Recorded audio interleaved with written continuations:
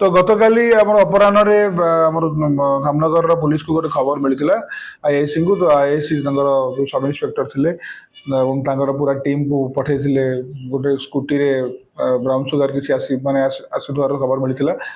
तो ये समय से स्कूटी को जो मैंने देखी से समय से स्कूटीटा इमिडिएटली बुलेकी पुणी पहला पुलिस टीम धरिकी कल्याण नगर धामनगर धरी पारी जो चेक करागला से ब्राउन सुगर मिलता 22.94 ग्राम ब्राउन सुगर।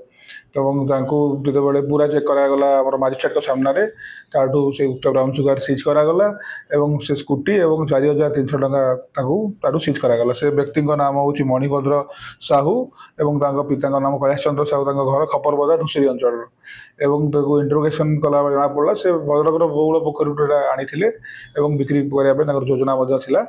यही संक्रांत में आम धामनगर थाना 232 नंबर केस एनडीपीएस एक्ट रे रुजु बर्तमान तो कोर्ट चालान कर तत्सहित जो मैंने भी इनवल्व अच्छा जहाँ आनी अगेंस्ट लीगल एक्शन हम। तो पुलिस निशा विरुद्ध जो एक्शन अच्छे आगू माने कंटिन्यू भी करूँ आगू कंटिन्यू कर